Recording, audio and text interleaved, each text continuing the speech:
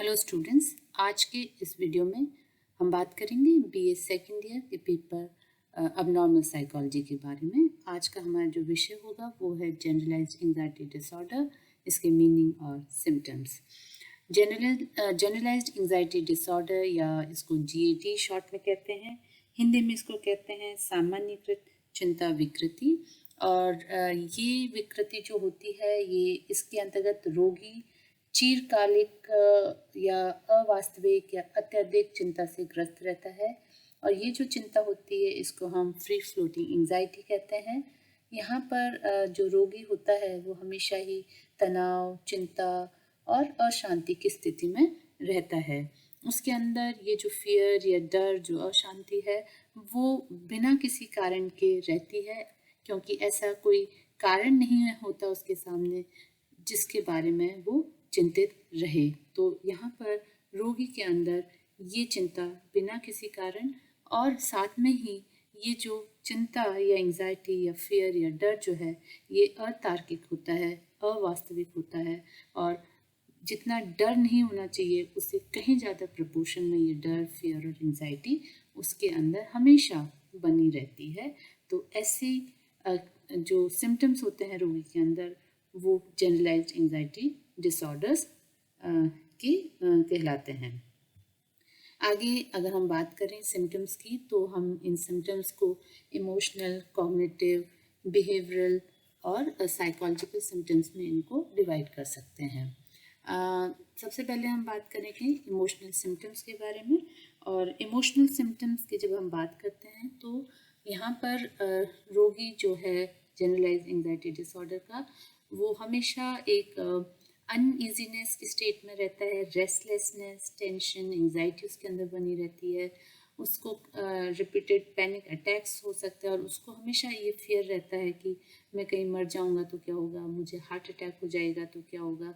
जबकि ऐसा होता नहीं है, उसको वो उसके अंदर किसी तरह की कोई मेडिकल प्रॉब्लम नहीं है, परंतु फिर भी उसके अंदर इस तरह का एक फियर हमेशा, एक एंजाइटी हमेशा बनी रहती है।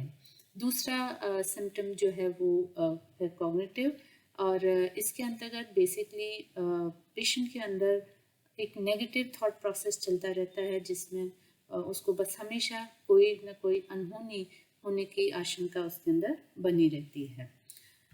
नेक्स्ट हमारा फिजिकल सिम्टम्स। जब लंबे समय तक इस तरह की अशांति, चिंता या भय में व्यक्ति जीता है तो उसके अंदर बहुत सारे फिजिकल सिम्टम्स डेवलप होने लग जाते हैं, जैसे कि हार्ट रेट जो होती है वो इंक्रीज हो जाती है, ब्रीथिंग में प्रॉब्लम होने लग जाती है, मसल टेंशन्स होने लग जाती है, हेड एक हो जाने लग जाता है, या डाइजेशन प्रॉब्लम्स भी रोगी फेस करने लग जाता है। फिजिकल सिम्टम्स के साथ साथ व्यक्ति के अंदर आप बिहेवियरल सिम्टम्स भी नोटिस कर सकते हैं, जैसे कि ऐसे रोगी जो होते हैं वो समस्याओं को सॉल्व करने की जगह उन समस्याओं से भागना चाहता है, वो उनको फेस नहीं करना चाहता। ऐसे व्यक्ति के अंदर कंसंट्रेशन की कमी होने लग जाती है, वो कोई डिसीजन नहीं लेना चाहते, कोई रिस्पॉन्सिबिलिटी नहीं लेना चाहते, बिहेवियर में हमेशा एक इरिटेशन रहता है।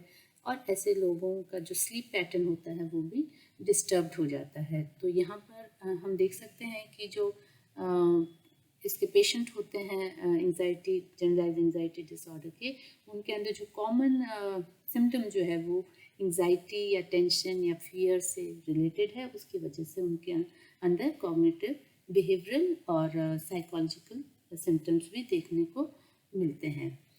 आगे हम बात करेंगे एक केस स्टडी के बारे में, जिससे आपको यहाँ पर जनरलाइज्ड एंजाइटी डिसऑर्डर के बारे में चीज़ें और क्लियर होगी।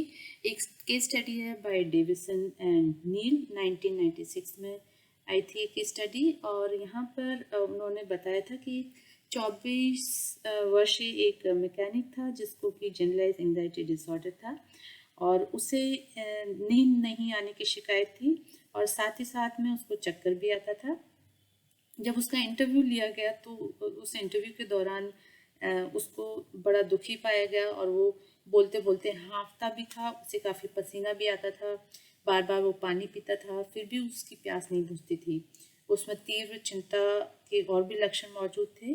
वह यह भी कहता था कि उसे हमेशा तनाव बना रहता था, उसे किसी भी चीज़ की चिंता होने लगती थी तथा नाना प्रकार की चिंता होती थी। जब वह अन्य लोगों के साथ कार्य करता था या इंटरेक्ट करता था तो वो ये सोचकर बड़ा चिंतित या परेशान हो जाता था कि कहीं कोई भयानक घटना जैसे कि उसको हार्ट अटैक ना हो जाए या उसकी मृत्यु ना हो जाए।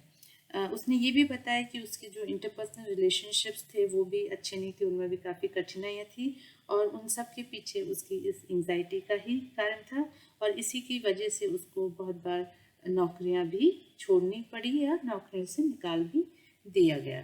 तो ये थी केस स्टडी से हमें क्लियरली समझ में आता है कि किस तरह से ऐसे व्यक्ति को इस एंजाइटी की वजह से कितनी समस्याएं होती हैं, चाहे उसकी पर्सनल रिलेशनशिप्स की बात करें या उसके बिहेवियरल सिम्टम्स की, कॉग्निटिव सिम्टम्स की, इमोशनल सिम्टम्स की। तो ये थे जनरलाइज एंजाइटी डिसऑर्डर के सिम्टम्स। आगे हम बात करेंगे अगले वीडियो में इसके कॉजेस की। Thank you.